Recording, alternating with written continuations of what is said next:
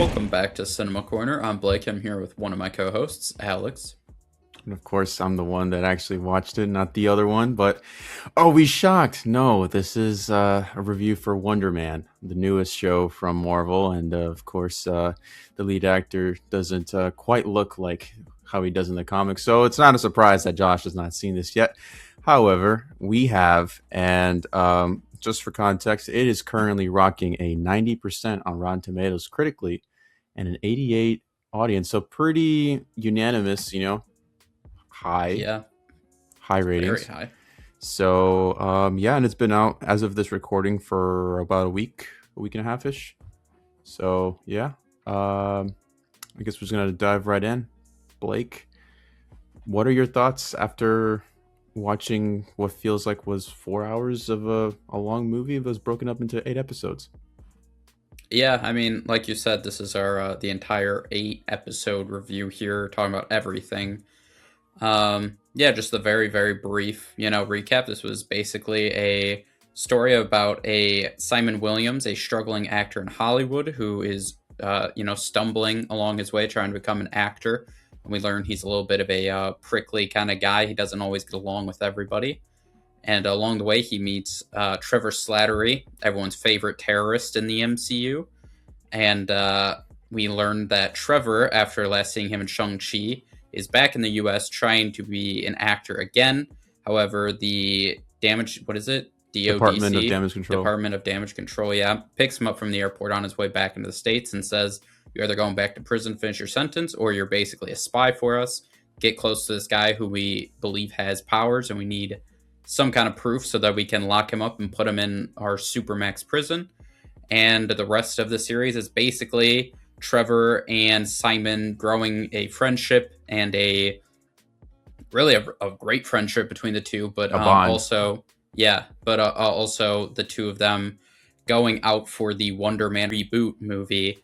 And along the way, they get a lot closer, and we get to learn a little bit more about Simon Williams. And in there's an entire episode dedicated to why superhumans or superheroes can't be actors. Is Doorman Davis, who unfortunately is a superhero or a man who just touched some ooze in a trash can, as we all would do if we saw something leaking out of a trash can. We just stick our hand right in it, and he then basically you can walk through him into portals, and he unfortunately becomes an actor who Josh Gad goes through him. And Josh Gad never comes out of him, and therefore heroes cannot act on movie sets because of the issues that could happen. Yeah. That was funny. And yeah, really, they continue to go through their struggles and everything, coming to an end where the Damage of Control learns that they, or at least we believe that they finally have what they need to go after Simon Williams after he has a blowout in one of the studio sets. However, Trevor decides change of heart. I'm going to not let you get locked up, Simon. He comes back as the Mandarin, says he did it. So he gets arrested. However, the main investigator, I don't remember his name, but we've seen him in Miss Marvel and Spider-Man. That agent's like, I know what you're doing, Trevor. I know that you're just covering, the Mandarin thing's a whole sham thing. It's really Simon. And Trevor's like, I don't know what you're talking about, man. And the series comes to an end with Simon acting as getting close to a guard and breaking Trevor out of jail. So that is just the quick overview. Along the way, the Wonder Man movie still happened. They just recasted Trevor. So Simon is now a big movie star. But that is a very, very brief, quick overview of the show. All in all, like you said, it does really watch like a 4-hour-ish movie. They dropped it all at once, which, obviously there's a lot of people talking about that some people are saying it's interesting. The content that they choose to drop all at once has been Wonder Man, Ironheart, Eyes of Wakanda. Some people are saying Daredevil gets a normal release, but all of those movies don't, or shows don't.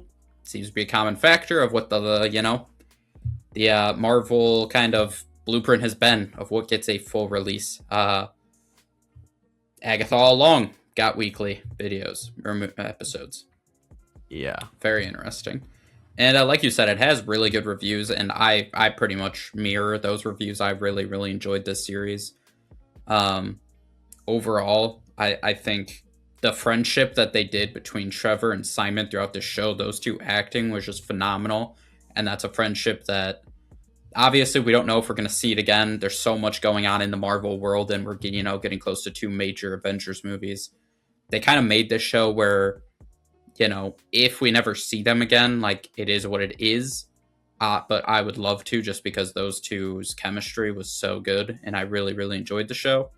Um, Other than that, I mean, it really was just a really good TV show that happened to be in the MCU. Like, it wasn't super forward led on, Simon's powers. We really don't even fully know how he got them, let alone know what they are exactly. So that was kind of interesting of them to do. But yeah, I really enjoyed the series for the most part. So did I. I even told you because I watched it. I watched 6 episodes when it dropped that night because I just went one after another after another after another, and then I finished the last two the next day.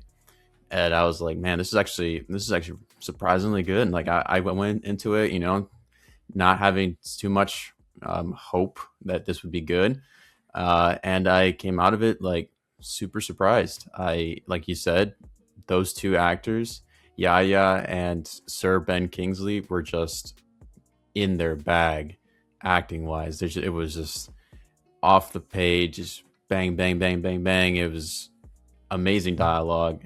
They did a lot with like this script, and yeah, you just got that, like, you felt the chemistry radiate off the screen.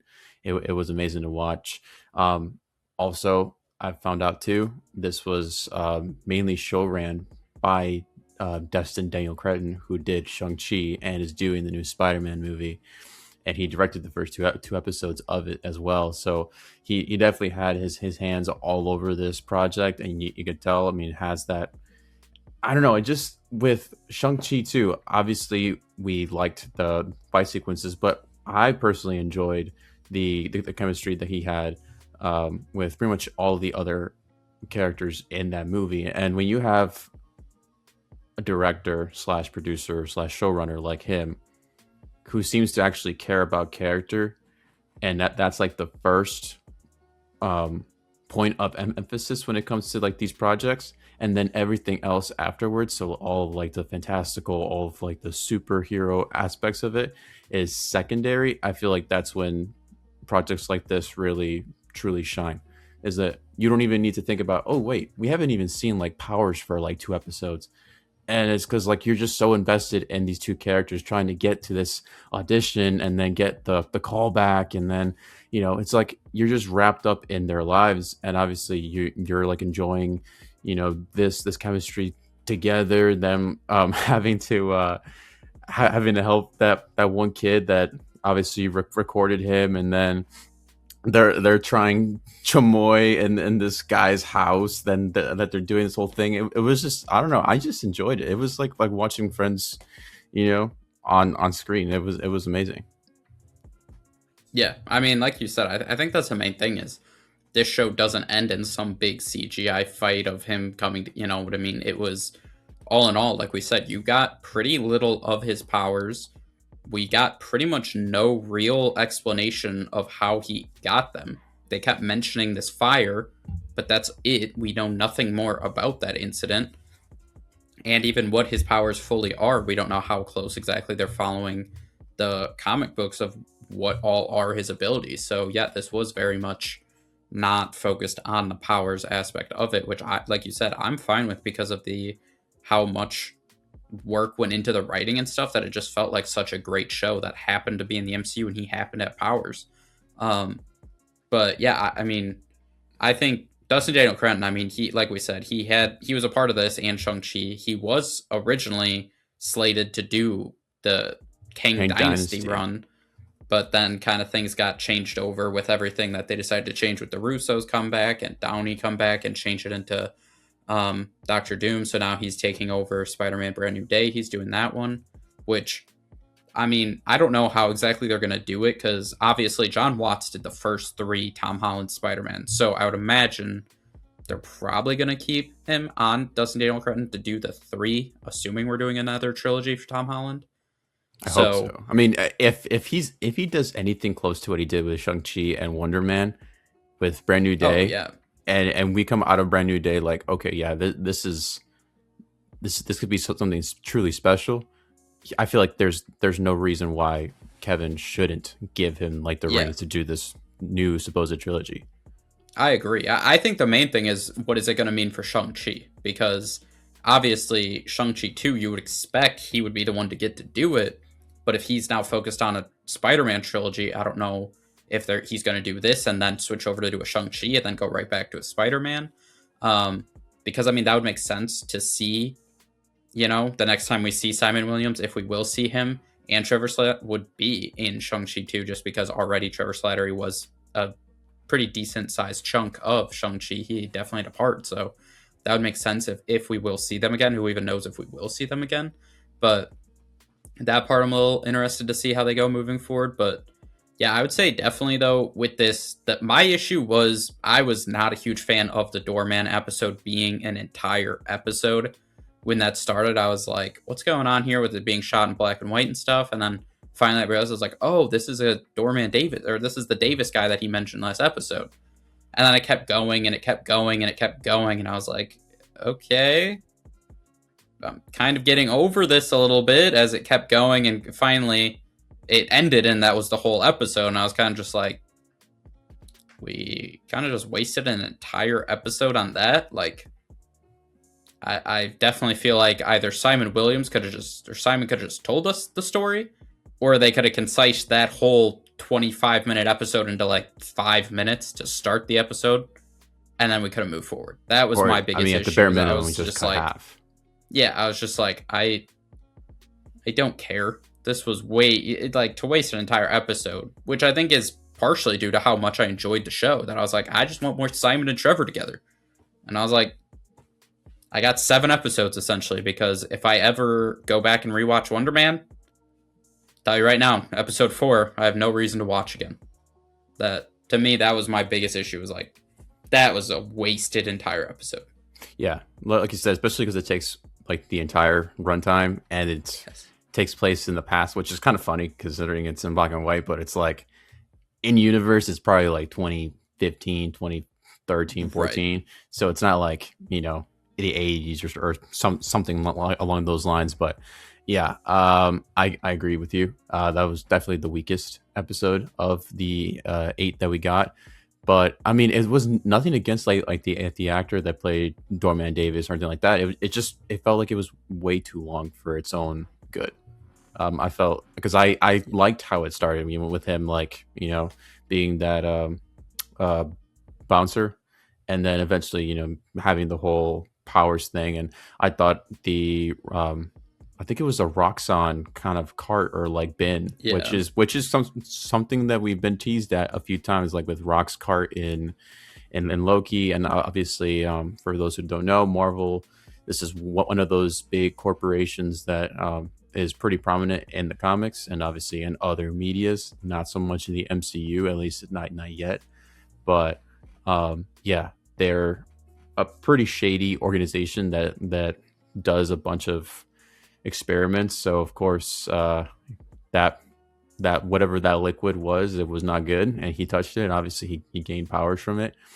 I believe from what I've done research on, he taps into the dark dimension. That's from what I'm told. That's how he goes into that mode, and he can see you see all those like different portals and stuff, which we didn't really explore too much because like that was only at the very beginning. And then most of that runtime, he was just he was basically exploiting those powers until he finally like hits rock bottom, and then obviously Josh Gad dies, and you see that part again. Whoa, but we don't know that's he's dead. Josh Gad disappears. Yeah. Which that brings me to one of my other positives, which was the references. Like references to like our real world, I found those hilarious. Like I told you within the first 3 minutes, I'm gonna be surprised if you didn't like mention it yet. But the actress who played Alice from Twilight is in there, and Twilight gets Ashley name Green, dropped. I think is her name. Yeah, she gets name dropped because she's on she's on the American Horror Story. American Horror, yeah. Yeah, which is kind of funny. And obviously there's other references in there as well. So I definitely had a good chuckle. And as well as a big flex for this show was that it was filmed in LA. You know, shocker. A movie or a show that's set in a certain location was actually shot there entirely, and it wasn't shot somewhere else.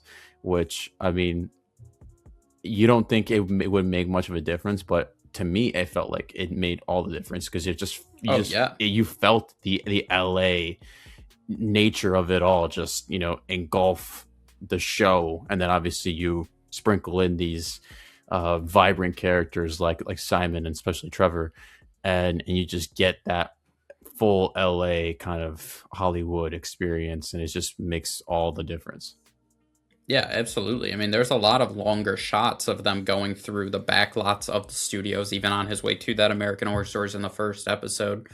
Just there was a lot of longer shots kind of tracking them walking out of the movie theater when he first met Trevor and stuff, that it just felt like the way things should be shot. You know what I mean? It wasn't just sitting inside some studio. It was actually going out and doing the things on location, which, yeah, 100%, like you said, you could feel that. And it was just such, overall, I mean, this show was just such a breath of fresh air for Marvel. And like we said, we're not expecting this to be what Marvel's doing moving on, and who knows if we'll ever see these characters again and stuff. But it was just, you know, a great 7-episode, if, you know, I'm really being honest here.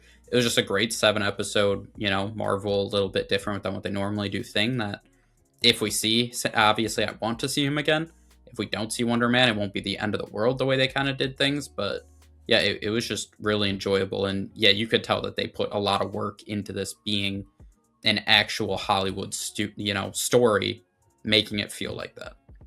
Yeah, and obviously we can't go without saying the main two actors were just, I mean, I mentioned it earlier, but man, it should not be undersold how well they acted in this show, and just the banter, the jokes between them, just them talking, like they don't even have to be bantering. It's just, you can just tell it's like, wow, this is a whole different level here. But yeah, no, I agree that they were phenomenal. I mean, just all around for the most part, everybody was really good. That, like I said, just really was something different from Marvel, which was nice to see. Yeah, that's basically, if we had to wrap this up, it was a breath of fresh air. And I'm just gonna take it as it is. It was marked with that like Marvel special presentation. So at the beginning of every episode, that's what we got. So that's how I'm gonna take it. It's gonna be like a nice little one-shot kind of thing, and it's gonna be its own thing. And if they decide to do a season 2, great. If they don't, well, I'm pretty satisfied with what we got. So, rating? Honestly, I haven't thought too much about the rating, but just kind of gut feeling, thinking back on it, probably like an 8.2 out of 10. I feel like is a pretty good. I really enjoyed it. Like I said, really could do without that Doorman episode taking the entire thing. So I have to knock that quite a bit because already we have a limited release thing. But I think 8.2 is kind of my feelings. Yeah, I was in that 8 flat range. So basically the same. Yeah, I just felt that Doorman episode went a little too long. Could have condensed that at least half. And I feel like you could have had potentially like that 8.6, 8.7 range for me. Yeah, I agree. I do think that is one thing with them dropping them all that helped it a lot. Because if they would have done weekly releases and I was watching this and I waited a week to watch that episode and it ends and now I have to wait another week, I know I would have been pissed. So I've been like, I got a garbage filler episode that doesn't have too significant of an impact on this. Just waste an entire week. Like, yeah, I would have been pissed if this was weekly releases and I watched that. Yeah, I would have to agree with you on that one. The fact I could just be like, okay, well, that was kind of whatever, and click next episode. We're back with Trevor. Yeah, I'm pretty sure that next one was when they have to track down the guy with the bike and stuff. Yeah, which was it was fun to get back to that. So yeah, I think that's where the release helped it with that episode for me, especially. Yeah, for sure. But yeah, I mean, who knows? Do you think we will actually see Simon again? I mean, just based off of the ratings alone, everyone just talking about it. I didn't expect everyone to continue to talk about it. At least now, with it being probably like close to 2 weeks out or a week and a half out now, because it felt like it was going to be one of those where it's like, oh, everyone's talking about it for that week, and then just it kind of dies off. But surprisingly, it's still kind of sticking around. It's I think I saw somewhere where it was one of Disney Plus's biggest releases so far, like in the last quarter. So yeah, I mean, I if it's popular enough, I don't see why he wouldn't make at least like a cameo appearance in, I don't know, probably not Doomsday, obviously not, but like maybe a Secret Wars, or just another season entirely. I don't see why not. And he's one of the most supposedly powerful characters. I would not mind seeing that. Yeah, that I think that'll be really interesting to see what they do with this reaction of how much people did enjoy the show. If they will be like, oh shit, maybe we do need to give him a new season or another season, or maybe they're like, okay, let's try to get him in something. You know, Secret Wars. I'm sure they haven't started filming yet. They could maybe try if they want to. Obviously, I think there's probably enough storylines going on, but. Right, or a West Coast Avengers. You're already on the West Coast. You got Shang-Chi over there, obviously in San Francisco, but I don't know, just it feels And like they already have a they're starting- connection between the two of them. And Exactly. Shang-Chi, we've seen, has met Avengers before, so. Exactly. Yeah, I think that would be interesting. And then the last thing is, what do you think? Is he a mutant, perhaps? Yeah, that's what I got like the vibes from. It felt like that. He felt like the prototypical mutant where he grows up with this ability that he's ashamed of, that he's afraid to like let loose, and he wasn't telling his like significant other for a good part of their relationship, even though she knew. It felt like the whole like mutant kind of storyline, and we never really got any sort of confirmation whether he is or not. But I definitely felt that he was. They're hinting at him being one of the other mutants, along with Kamala Khan, technically Yeah, speaking. because I mean, they also mentioned that the fire happened around the time after his dad died, so that traumatic, his dad died, and then something happens in the house, and that's where his powers manifested. Yeah. It seemed like it definitely was weird how they did not ever give us a real answer on what happened with his powers. Yeah. I think that's going to do it for this video. As always, let us know down in the comments below. What did you think of Wonder Man? If you actually watched it. As always, like the video, subscribe channel, and we'll see you guys in the next one.